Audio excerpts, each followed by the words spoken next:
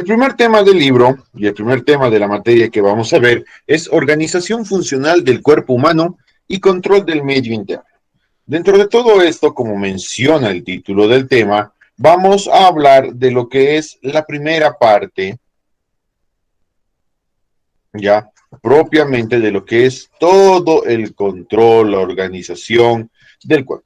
Nosotros ya hemos visto por parte de Anatomía 2, Anatomía 1, ya que hay múltiples funciones o múltiples estructuras del cuerpo que van a interactuar entre sí de una u otra forma y que van a estar relacionadas y asociadas por lo que es el sistema nervioso. Este sistema nervioso nos va a ayudar a organizar y coordinar las actividades mediante múltiples sistemas metabólicos, mediante impulsos eléctricos, mediante funciones hormonales, etcétera. Todo eso va a estar acá organizado y ahora vamos a ver la parte del detalle fino en fisiología. ¿Cómo ocurren esas cosas? Pero para poder comprender eso tenemos que entender y saber qué es la fisiología. La fisiología, en términos generales, es la ciencia que pretende explicar mecanismos físicos y químicos responsables del origen y desarrollo y progreso de la vida. Esto hace referencia a que buscamos con la fisiología entender qué es lo que pasa desde un principio, o sea, cómo funciona, cuál es el origen del movimiento, cuál es el origen de la aparición de X o Z accionar del cuerpo, desarrollo, cómo se produce el desarrollo de cada una de las células, el desarrollo de cada uno de estos procesos tan importantes y a la vez tan minúsculos que se da en cada una de las células. Y el progreso de la vida, obviamente, cómo hacemos nosotros para generar y mantener nuestro estatus de ser vivo, consciente y pensante, mediante nos relacionamos con el medio externo. Lo que nosotros vamos a ver es la fisiología humana, que es la ciencia que, aparte de tratar de buscar y explicar los mecanismos físicos y químicos responsables de todo lo que ya habíamos visto, va a intentar explicar aún con más detalle las características y los mecanismos específicos del cuerpo humano que hacen que uno sea un ser vivo, pensante y racional. Así que vamos a ver mucho a nivel de detalles de las funciones de cómo el organismo se encarga de hacer las cosas. En este caso, fisiología, no solo vamos a ver lo macro, sino también vamos a ver lo micro, así que vamos a entender desde ciertos aspectos histológicos algunas y otras funciones. Histología ya han llevado, ¿verdad? Sí, doctor. Así que Sí, ya doctor. sabemos, ¿no? Que es una bicapa lipídica, que es una proteína transmembrana, que son estas, oye, y demás cosas a través de la misma célula, que es una mitocondria, aparato de Golgi, etcétera, etcétera, etcétera. Así que ya tenemos una idea. Ya en fisiología tenemos que fusionar todos nuestros conocimientos. Anato 1, Anato 2, histología, embriología, etcétera, etcétera, etcétera. Todo lo que han visto hasta el día de hoy. La principal unidad funcional y la encargada de la vida, en pocas palabras, es la célula. Esta célula es, como mencionamos acá, la unidad básica del cuerpo humano. Al ser la unidad básica del cuerpo humano, podemos considerarla como una porción viva de nuestro cuerpo. ¿Por qué? Porque cumple todas las funciones, ¿verdad? Nace, crece, se reproduce y hace apoptosis, o sea, muere, ¿verdad? Entonces podemos considerarla una unidad viva, funcional dentro de nuestro cuerpo. Estas células además tienen la capacidad de poder unirse entre células que tienen la misma función, que tienen actividades muy similares, lo cual nos permite formar tejidos. Y esos tejidos a la vez se van a unir, van a fusionar y van a formar con sus diversas funciones y participaciones en común algo llamado órgano. que en pocas palabras es un conjunto de tejidos que a la vez es un conjunto de células. Todas las células de nuestro cuerpo van a tener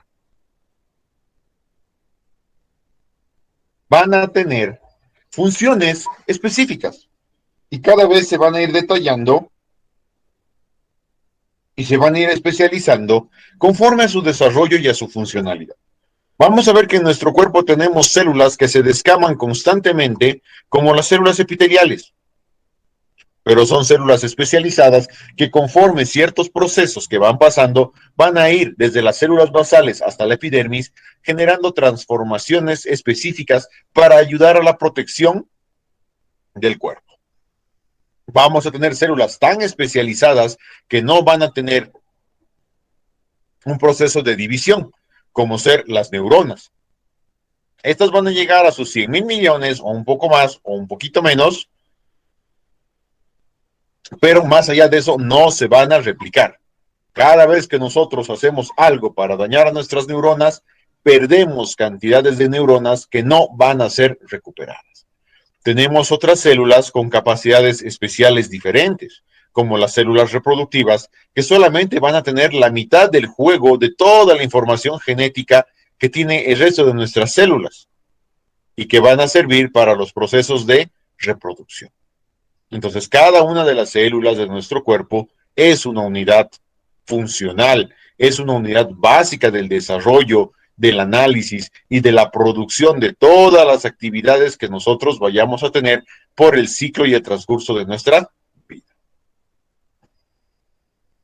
Vamos a ver que para lograr mantener esto, nuestro cuerpo va a estar formado por varios compartimentos. Muchos de nosotros ya sabemos, tenemos un tejido óseo, tenemos un tejido muscular, un tejido nervioso, tenemos una piel, órganos, etc. Pero dentro de lo que es las células y fuera de las células, en ese espacio intersticial, nosotros tenemos líquido, agua. En una persona adulta de aproximadamente 1,70 con 70 kilogramos de peso, se dice que el líquido o el agua corporal es entre el 70 y el 60% del total del peso de la persona. Y este cambio de líquido va a ir conforme nosotros vayamos creciendo. De niños, adultos, hasta ancianos, hay cambios en esto. Vamos a ver que todo este líquido ya va a formar o va a ocupar algo que se llama el medio interno. Dentro del medio interno nosotros vamos a tener que ver y analizar lo que es la parte del líquido intracelular. Las células retienen 2/3 de todo el líquido del cuerpo y 1/3 se encuentra entre las células, todo lo que es el espacio intersticial y el componente vascular. ¿Ya? ¿Cuál es la función en sí de este líquido? Como todo líquido, tiene la capacidad de moverse constantemente. O sea, nos sirve para mantener un flujo de ciertas sustancias, eliminar ciertas sustancias y permitir el desplazamiento de ciertos grupos celulares entre los espacios intersticiales que se van a encontrar entre grupos celulares, entre los componentes vasculares y los grupos celulares y de célula a célula. Este líquido extracelular, ¿ya? Va a tener que presentar características funcionales que permitan el desarrollo de las actividades normales del resto de las células de nuestro cuerpo. O sea, tiene que tener ciertas concentraciones de algunos elementos para que las células puedan utilizarlo de manera rápida y poder desarrollar y cumplir sus funciones con normalidad. Aquí les estoy poniendo un cuadrito comparativo, donde vamos a ver los tres principales líquidos. El líquido del plasma y el líquido intersticial van a ser parte de los componentes del líquido extracelular. Mientras que todo lo que dice líquido intracelular es lo que está dentro de la célula, y esto del líquido intracelular tiene que tratar de estar en equilibrio o compensado con el líquido intersticial. Ahora vamos a ver estas pequeñas variaciones o grandes variaciones que van a existir en ciertos de sus componentes principales. Como ya habíamos visto, que parte de los componentes principales son oxígeno, glucosa, iones, ciertos grupos de aminoácidos, grasas y otros elementos como ser los electrones, sodio, potasio, cloro, magnesio, manganeso, etcétera, etcétera, etcétera. Otras sustancias como ser parte del líquido intracelular a nivel de lo que van a ser elementos formes del mismo.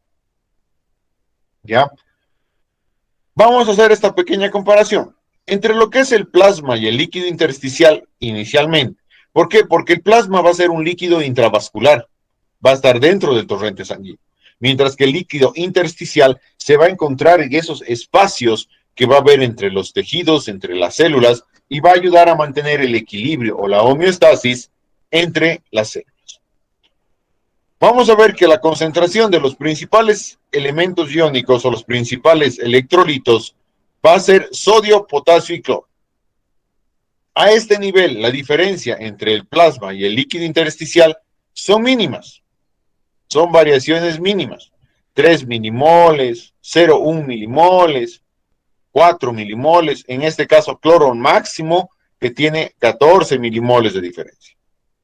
A nivel de las proteínas, el plasma va a tener el 99% de la concentración de proteínas establecidas mediante la albúmina, la transalbúmina, que van a servir como medios de fijación, transporte y además de efectos de retención de líquido, que lo vamos a ver más adelante. La osmolaridad. La osmolaridad es la concentración de estos componentes, ¿ya?, que van a presentar capacidad activa para retener o mover líquido de un lado al otro. La osmolaridad nos ayuda a mantener un equilibrio constante entre estos volúmenes que van a existir en los diversos espacios. Y luego viene la glucosa, que la glucosa tiene que estar en función a los requerimientos. Necesitamos que la glucosa se mueva constantemente para transformarla en energía. Así que fíjense, en el líquido intersticial no tenemos proteínas, porque estas proteínas, como vamos a ver en temas más adelante, nos van a interferir con el equilibrio del medio líquido. La osmolaridad es la misma. La glucosa a nivel del líquido intersticial es muy similar a la del plasma, ya que necesitamos mover esta glucosa a las células para que puedan tener energía. Ahora vámonos dentro de la célula. Dentro de la célula vemos que hay un cambio radical de la conformación de ciertos elementos. El sodio, por ejemplo, está a 15 milimoles, siendo que afuera está a 145 milimoles. Esto tiene una explicación y lo vamos a ver en el siguiente tema. El potasio se encuentra a 120, lo propio, está elevadísimo con relación a las otras estructuras. Igual el cloro. Todo esto tiene una explicación en base a las funciones celulares que las vamos a ir viendo más adelante.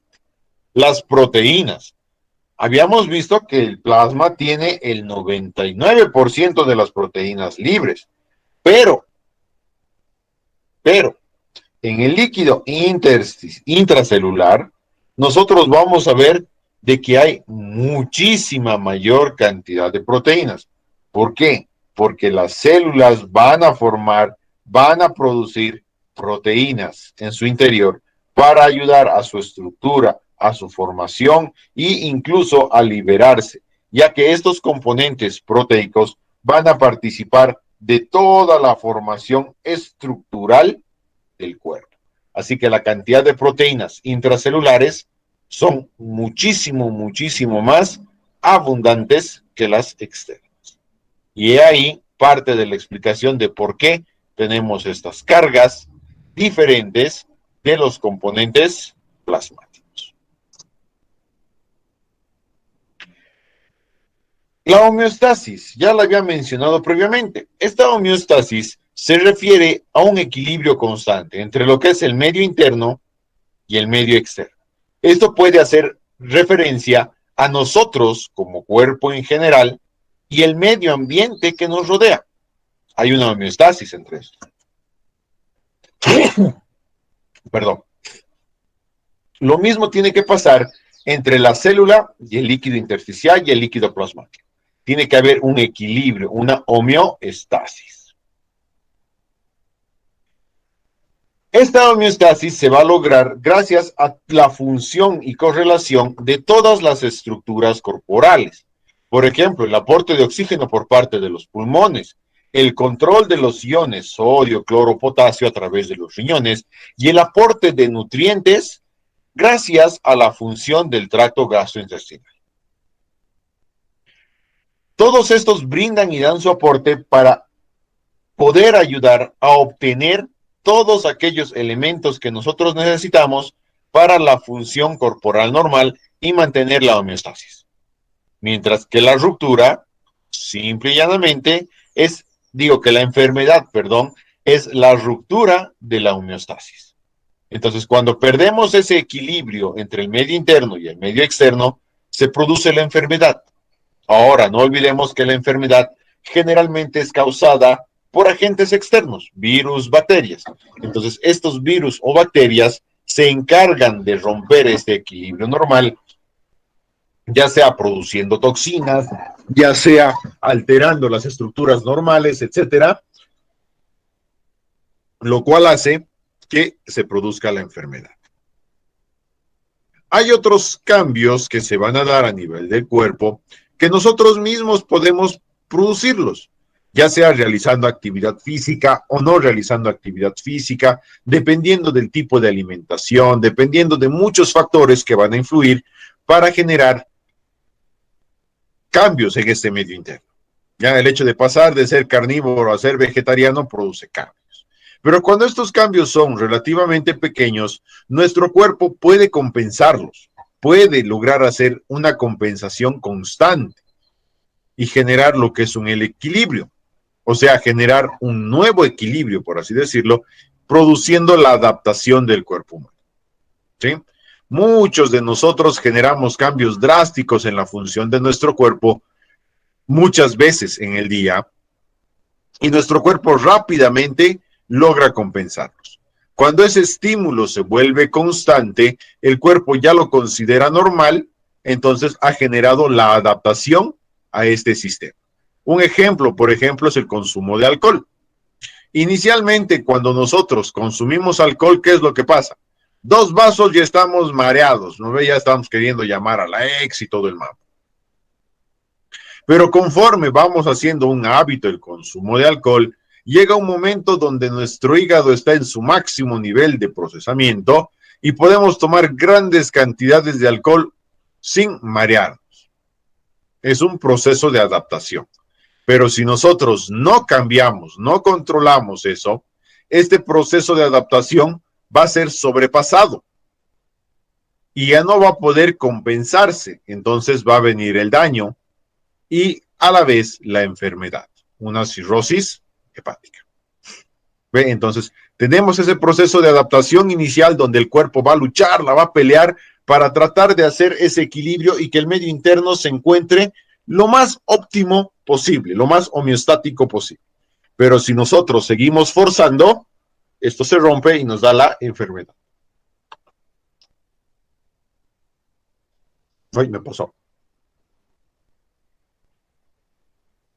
Para poder generar lo que es todo este movimiento, para poder generar todo este efecto de la búsqueda de la homeostasis, la búsqueda del equilibrio y las adaptaciones, necesitamos una forma de transporte. Y ya les había mencionado, el líquido del cuerpo no está quieto, está en constante movimiento. ¿Gracias a qué? Al sistema circulatorio. Este sistema circulatorio va a ayudar a transportar sangre. En su primera función, sangre oxigenada, que va a ser llevada del corazón a los órganos, y sangre desoxigenada, que va a ir de los órganos al corazón, y el corazón lo mandará a los pulmones, y de los pulmones volverá al corazón. O sea, tenemos 2 ciclos, 2 estructuras, la circulación mayor o sistémica y la circulación menor o pulmonar.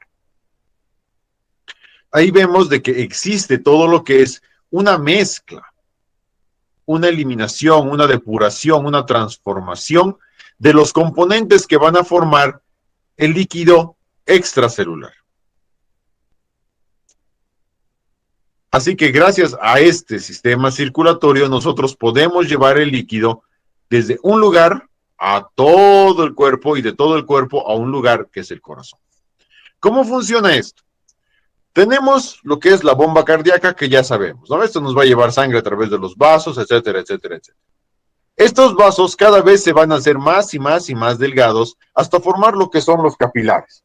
Estos capilares van a formar lo que son los lechos capilares alrededor de estructuras celulares de los órganos, donde estos van a tener una permeabilidad,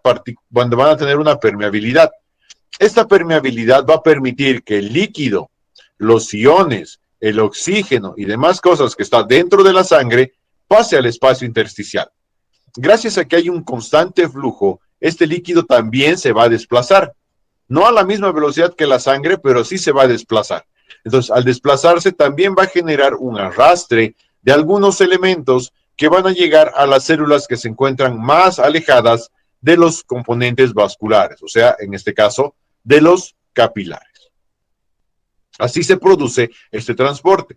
Y lo propio, todos los desechos de la célula van a salir al medio intersticial, y ya que este líquido se mueve constantemente, va a pasar igual del espacio intersticial al espacio intravascular, generando el transporte de este.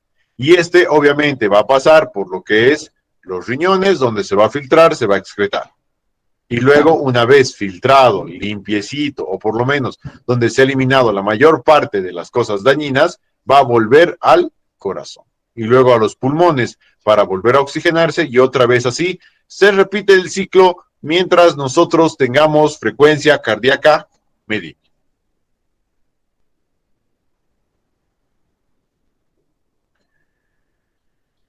¿Cómo vamos a obtener los nutrientes? Los nutrientes se van a obtener por lo que ya habíamos mencionado antes, órganos que tienen contacto con el medio externo o que nos facilitan la parte de la utilización de los componentes del medio externo.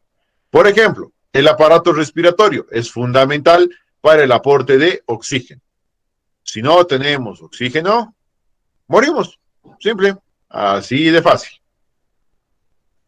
El aparato digestivo se va a encargar de transformar, de facilitar y de asimilar los nutrientes que nosotros necesitamos.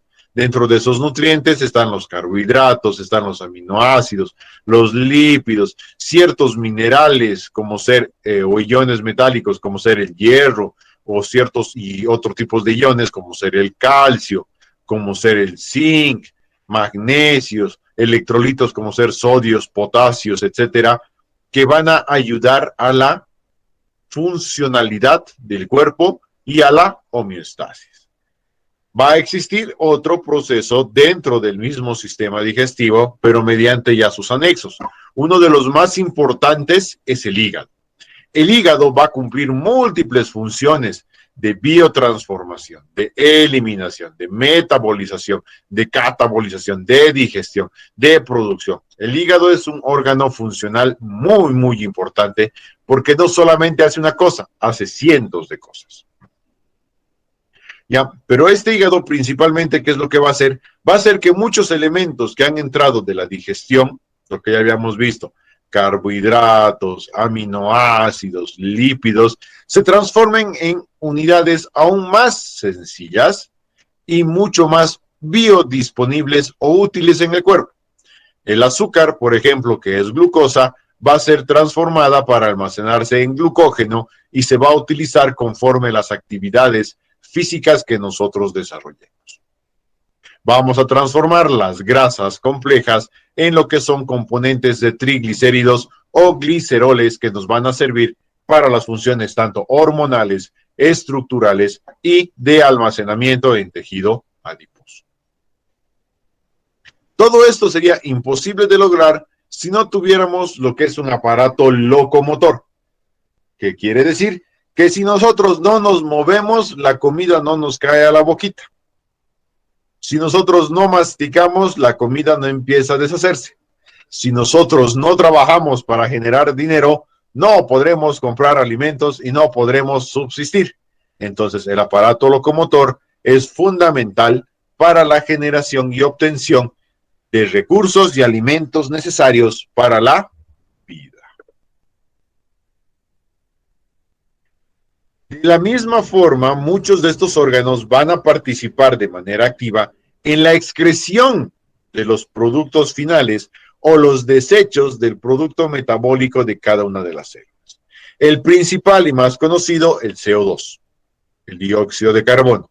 Este dióxido de carbono es el resultado de la utilización y de la metabolización de los carbohidratos, además de la misma producción de energía. Cuando producimos energía, tendemos a generar la eliminación de CO2 como desecho celular. Los riñones, por ejemplo, se van a encargar de filtrar la sangre, evitando que perdamos proteínas y evitando que retengamos ciertos desechos como la urea y la creatinina que llegan a ser dañinos para el cuerpo si se encuentran en grandes cantidades. Nos ayudan a mantener las proteínas dentro del cuerpo, del torrente sanguíneo,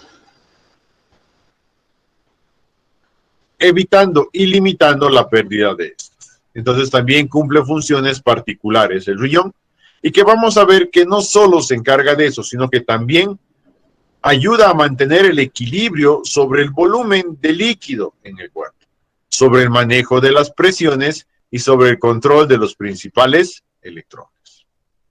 A nivel del aparato digestivo, ya hemos visto que nos sirve para obtener los nutrientes necesarios. Cuando nosotros ya hemos obtenido esos nutrientes, ya tenemos la alimentación, no todo se asimila. Hay una parte que se elimina. Entonces, esa parte que se elimina va a formar lo que es las heces, que es el conjunto de elementos residuales que se tiene de la alimentación.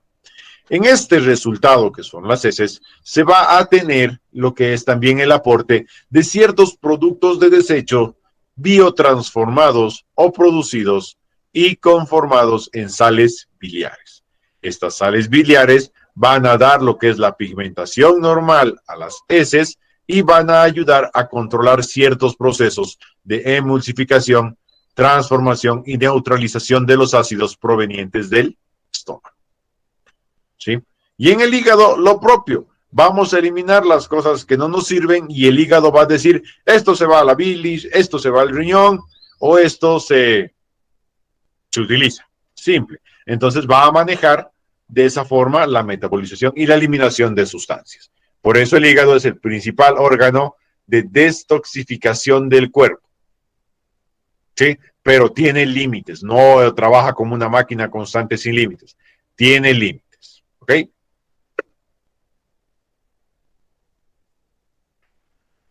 ¿Cómo van a estar reguladas todas estas funciones?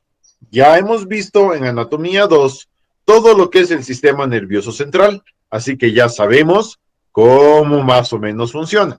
Pero todo el sistema nervioso central va a tener lo que son múltiples sistemas de estímulo-respuesta que van a ayudar a mantener esto en control.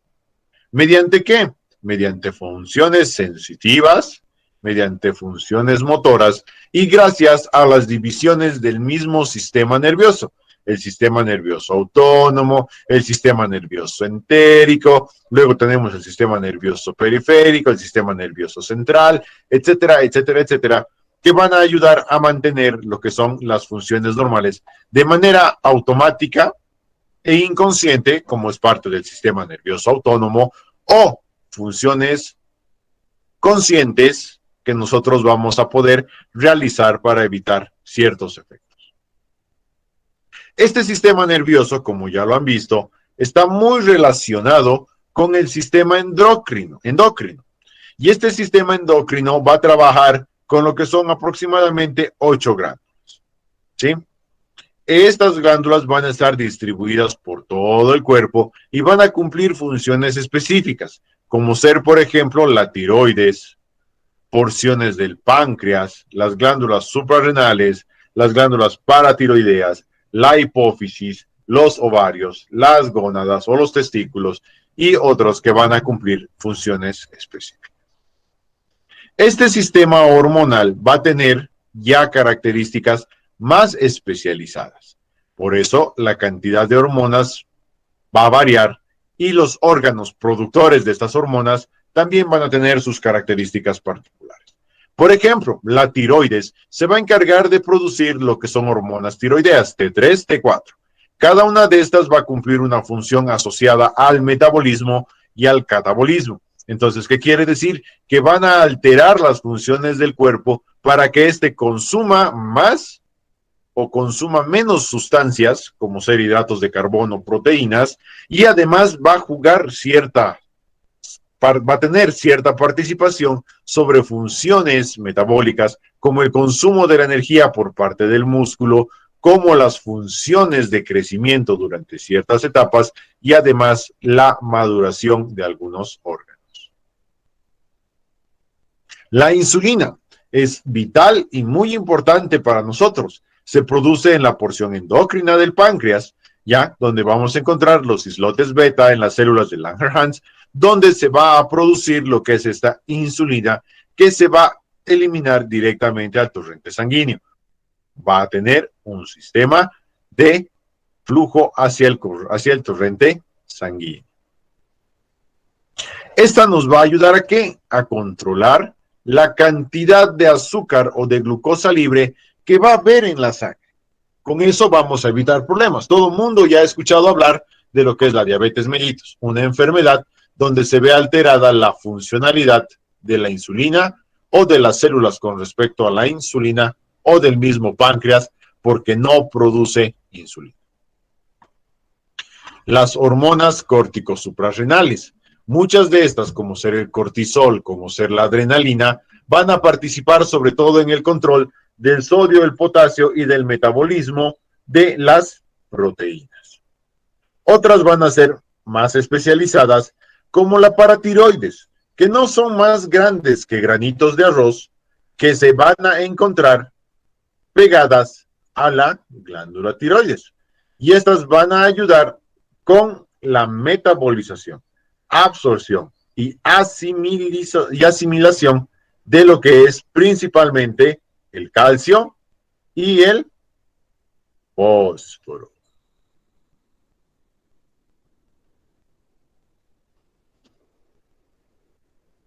¿Siguen despiertos o se han dormido? No, Estamos doctor. atentos, Estamos atentos, doctor. Me parece que estén dormidos. A ver, vamos a ver quién puede haberse dormido. Ahorita vamos a ver.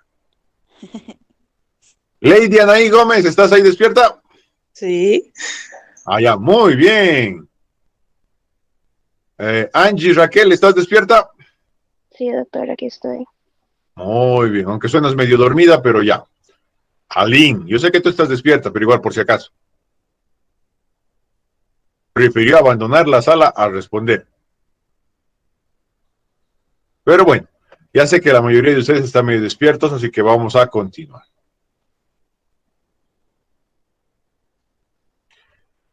Todo esto que ya habíamos visto, este equilibrio, este sistema de protección, las regulaciones de las funciones y todo, ¿ya? Va a ayudar de mucho a las funciones corporales. Pero nosotros necesitamos protección. Esta protección va a ser brindada gracias a ¿qué? A un componente importante de la función de células especializadas en la defensa. Todo lo que va a ser asociado al sistema inmunitario. Este sistema inmunitario va a comprender varios elementos, ¿ya? Que van a sufrir, o van a ser elementos de protección. Por ejemplo, la piel o parte del sistema tegumentario, ¿ya? Va a tener una forma de barrera de protección del cuerpo contra lo que son los agentes externos y a la vez va a ser una barrera para evitar que el medio externo salga, que el medio interno salga al medio externo. Este sistema tegumentario, que va a tener un peso entre 12 y 15% del peso corporal total, es el órgano más grande del cuerpo, con una superficie aproximadamente de 1.8 a 2.5 metros cuadrados. Y va a ser un órgano, ¿por qué? Porque cumple múltiples funciones. Defensas contra el medio externo, termorregulación, sensibilidad, excreción, síntesis de sustancias, va a servir como medio aislante, como medio de contención, entonces tiene múltiples funciones. ¿Sí? La termorregulación mediante la sudoración y pérdida de calor por irradiación. La sensibilidad mediante el tacto. La excreción igual asociada a la transpiración y a la descamación de la piel que se produce cada 7 días. Síntesis de sustancias, gracias a la participación de las luces, de la luz ultravioleta, tenemos la síntesis de vitamina D a nivel de la piel. Extravasación va a evitar que los líquidos del cuerpo salgan hacia afuera. Una vez que hemos visto eso, vamos a ver que hay otros elementos de protección. Por ejemplo, el ácido clorhídrico o el ácido gástrico. Cuando nosotros ingerimos un alimento que viene del medio externo, lo primero que va a hacer es entrar en contacto con la boca. En la boca hay un montón de glándulas que se van a encargar de la producción de sustancias de protección, como ser las amígdalas, las adenoides, etcétera, que van a tener gran cantidad de linfocitos. Luego va a pasar por el esófago, que de igual forma va a tener su componente linfocítico, y el estómago, que va a tener ácido, que va a quemar y va a destruir casi todo, que es otra barrera de protección. Una vez que hemos pasado estas barreras de protección, ya entramos a las defensas del sistema inmunitario como tal, que va a estar formado por lo que es la linfa, ya, los vasos linfáticos, los linfocitos y otros órganos anexos, como ser el timo durante la edad y la infancia y el vaso que nos va a acompañar por el resto de nuestra vida. Por si acaso, esto del sistema inmunitario tiene su propio tema y lo vamos a ver casi a final de semestre, así que no se preocupen. Vamos a ver todo eso a detalle. Ay, me pasó. Todos estos sistemas de control del cuerpo van a estar regulados y van a estar mediados por dos sistemas, los que son los sistemas de retroalimentación negativa y los sistemas de retroalimentación positiva. Cuando nosotros hablamos de sistemas de retroalimentación negativa, estamos hablando de que esto se va a generar un estímulo que va a bloquear al mecanismo inicial. O sea, que va a detener el mecanismo inicial. ¿Sí? Cuando nosotros realizamos algún tipo de actividad que nos causa dolor, dejamos de hacer la actividad que nos causa dolor, ¿verdad? O sea, quitamos nuestro pie de donde está recibiendo dolor. O sea, estamos haciendo una actividad en la cual el estímulo que se produce inhibe lo que es el estímulo inicial, o lo hace mucho más lento. La retroalimentación positiva, al contrario de esto, ¿qué es lo que va a hacer? Va a estimular más bien, más aún, lo que es el proceso del estímulo inicial. Este estímulo, vamos a hablar primero de la retroalimentación positiva, ¿ya? Nos va a ayudar ¿a qué? A estimular más y más y más. Esto lo podemos ver en el caso del parto, donde el primer estímulo es la cabeza del bebé que se acomoda dentro del cuello del útero. Eso va a generar un estímulo que va a potenciar las contracciones del cuello del útero. Esas contracciones, ¿qué es lo que van a hacer? Van a empujar aún más la cabeza del bebé contra el cuello del útero.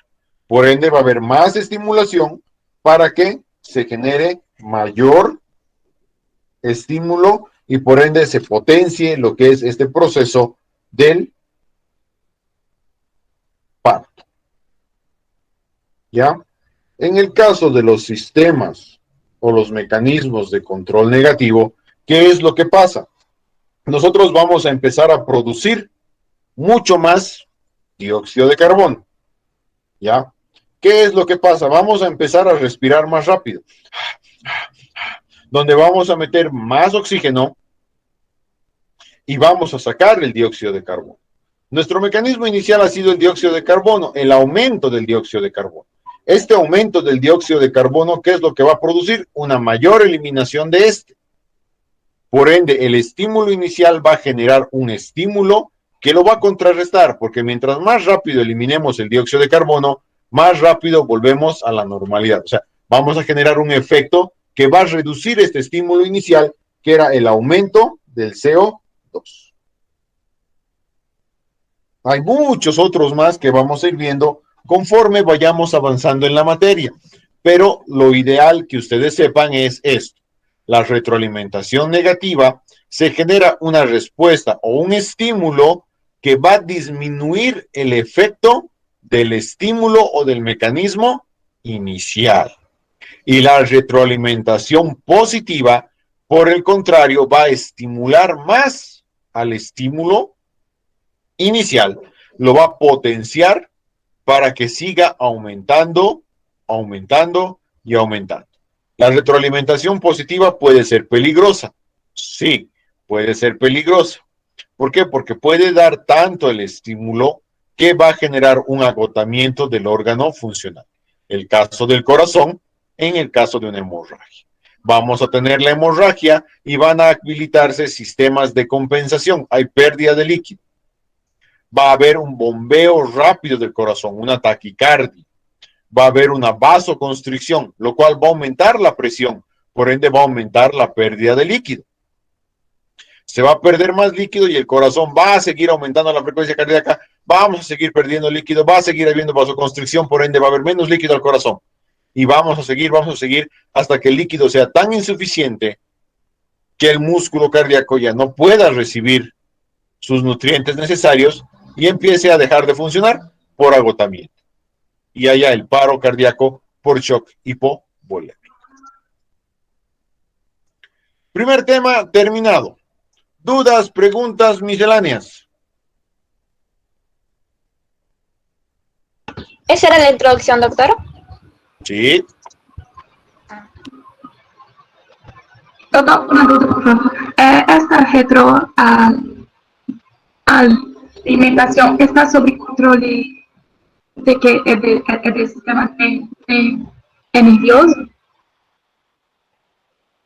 Estas retroalimentaciones van a estar, uno sí, a nivel del sistema nervioso central y dos, a nivel del mismo efecto. O sea, cuando nosotros tenemos un efecto, en el caso, o sea, del sistema nervioso, ya, este va a controlar todo de manera autónoma. Eso es directamente claro. Va a ayudar a mantener esos controles. En el primer caso de la retroalimentación negativa, nuestro sistema nervioso va a tener un centro de la respiración, donde controla la concentración de estos gases, ¿verdad? Donde va a controlar lo que es el oxígeno y el CO2. Cuando aumenta el CO2 más allá del valor normal, este va a producir el aumento en la respiración, o sea, va a aumentar la ventilación pulmonar, haciendo que el estímulo inicial, el CO2, baje a valores normales y aumente el oxígeno, o sea, va a inhibir el estímulo. Todo por el control del sistema nervioso central, correcto. A nivel del positivo pasa lo propio. El sistema nervioso va a ver, no hay volumen de sangre, contraemos los vasos. No hay volumen de sangre, latimos más. No hay volumen de sangre, contraemos más los vasos, latimos más. Todo por el sistema nervioso y receptores de presión. Ahora, en el caso del parto y esas cosas, también se produce, pero ya con una participación del sistema endocrino. Si hay una dilatación del sistema, del tracto femenino, del cuello uterino, este envía una señal para que se realice contracción del músculo del útero. Pero esa señal va a llegar hasta la hipófisis, donde se va a estimular la producción de oxitocina. Esa oxitocina va a ir al torrente sanguíneo va a impregnar las paredes del útero y va a potenciar la contracción muscular. Al generar eso, otra vez pasa el estímulo a la hipófisis. O sea, ¿tiene un control nervioso? Sí, pero va a tener una respuesta endocrina. ¿Ya? Entonces, las respuestas que se pueden dar van a estar inicialmente o generalmente por el sistema nervioso, pero va a tener otras formas de control, como ser el sistema endocrino o incluso la misma respuesta a nivel celular, donde la célula va a ser la que va a inhibir o va a producir ese estímulo dependiente, ya estando aparte del sistema nervioso, obviamente. Pero en la mayoría, las respuestas de retroalimentación positivos y negativos están muy asociados a lo que es el sistema nervioso y el sistema endocrino. Gracias.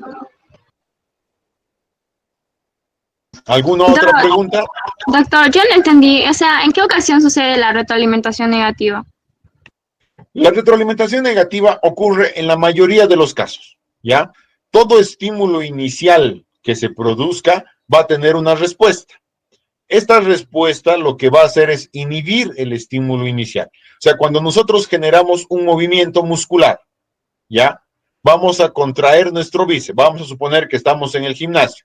Entonces, agarramos y contraemos el bíceps. Hay un estímulo, que es el estímulo de agarrar el peso, la mancuerna. Y luego viene el estímulo voluntario de contraer el músculo.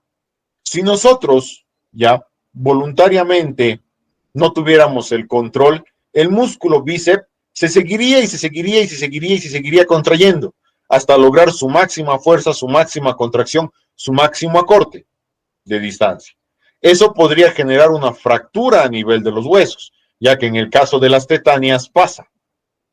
La contracción es tan fuerte, tan constante que parte el hueso.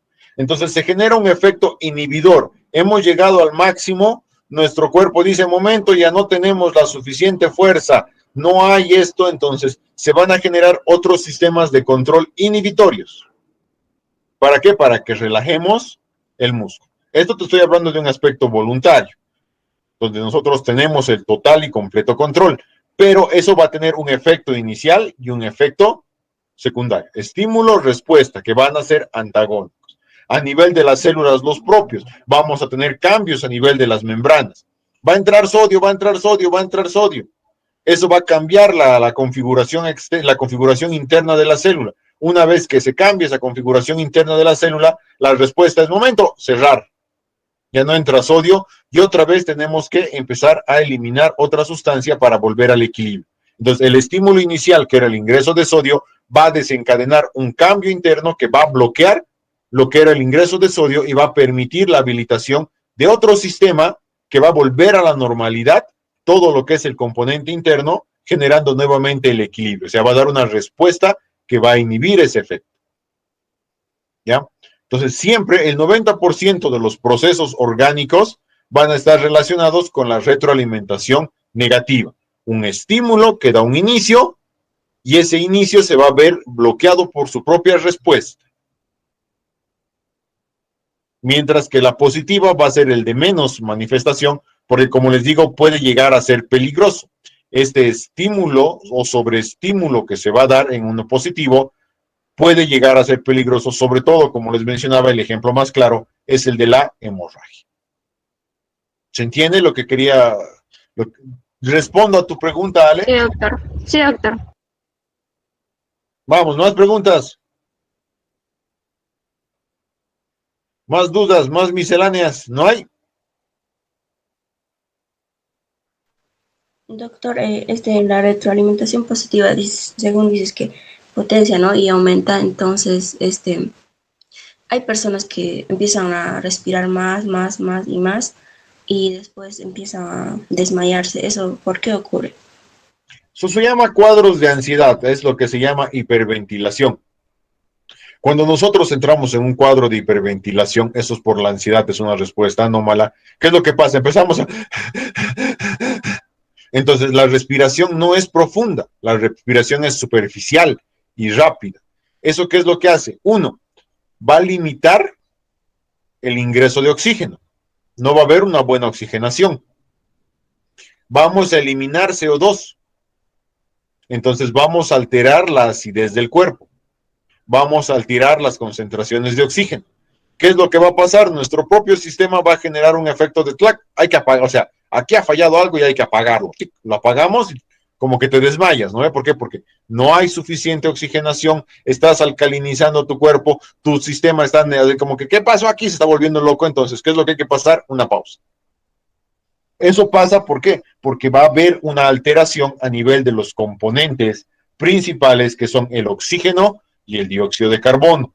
Vas a eliminar ambos de manera rápida y no vas a reponerlos de manera rápida, lo cual va a hacer que tu cuerpo, tu cerebro principalmente, sufra de alteraciones, porque el cerebro funciona con oxígeno y glucosa.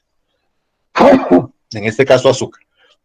Si nosotros alteramos eso, podemos generar ese estado de desmayo. ¿Por qué? Porque no hay suficiente oxígeno y tu cerebro, al no estar suficientemente oxigenado, se apaga por un tiempo. Doc, pero si no es un cuadro, por ejemplo, de ansiedad, es como que asma, ¿también es lo mismo?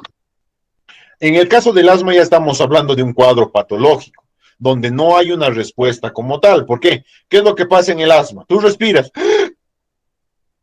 entra el aire, pero como están inflamados los alveolos, los bronquios, no sale el aire.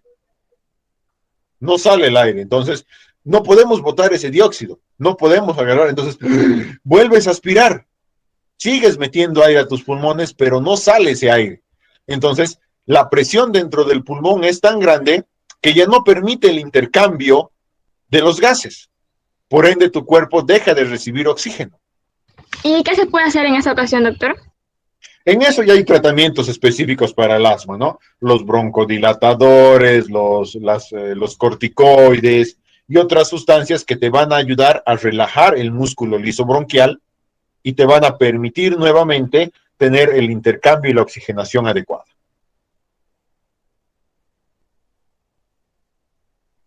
Eso es más de la parte de patología, ¿no? Fisiológicamente, nosotros ya vemos cómo funciona el pulmón y qué es lo que pasa en el asma, qué es eso que te digo, ¿no? Aumenta el líquido, aumenta el grosor de la membrana, aumentan lo que son las otras conformaciones estructurales del bronquio, haciendo que se obstruya la luz bronquial y limite o restrinja el flujo normal de los gases entre los alveolos y el medio externo. Continúen, dudas, preguntas misceláneas.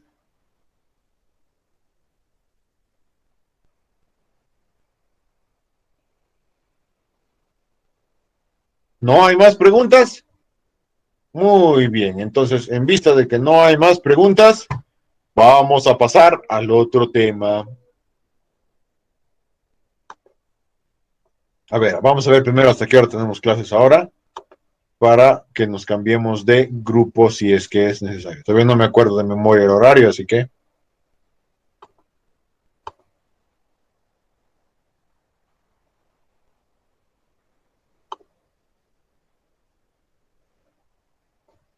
tenemos hasta las 9:50, así que tenemos una hora todavía de clases. Sí, doctor. Ya que no hay más dudas, no hay más preguntas, pasamos al siguiente.